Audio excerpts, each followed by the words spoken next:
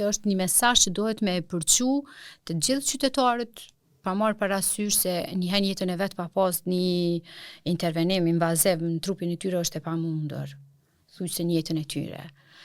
Kjo është ajo esenca që pacienti para se më nënshtru një procedurë invazive, gjithmonë duhet mu përgatitë edhe psiqikisht edhe fizikisht.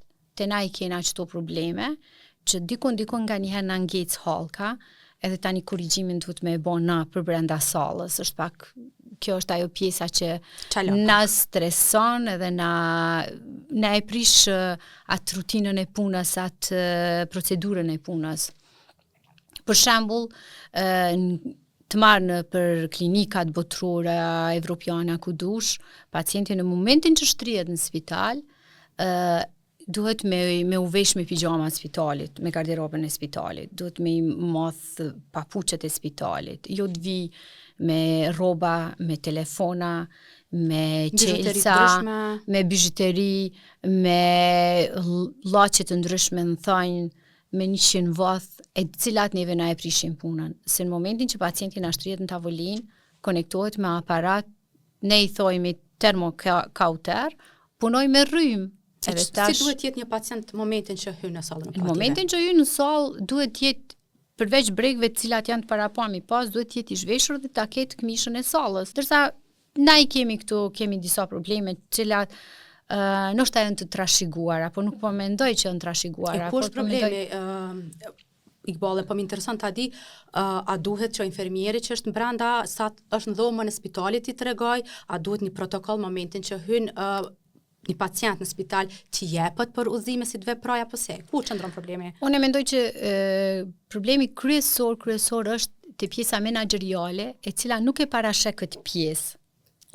Nuk e parasheh pjesën që pacienti duhet vi edhe të marrë garderobën e spitalit, bile konkretisht ata që I nënshtrohen procedurave kirurgjike, ata duhet specifikojnë që duhet kenë garderobën e spitalit.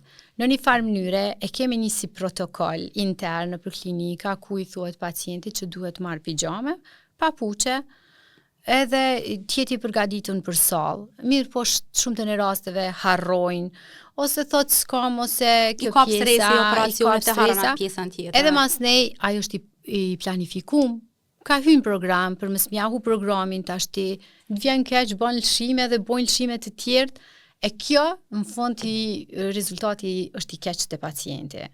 Na ndodh plot herë, thot nuk muj me largu, thot unazën, e kam që 25 vjet. E që ajo unazë mundet mu bo moll shere me djeg pacientin. E në fund përgjegjësia na kalon neve, sepse ti nuk e ke kontrollu pacientin. Ose ndodh vjen me 100 vath këto, ti nuk e din as çfarë për materiali ka vath, as jo thot s'moj mi hjek.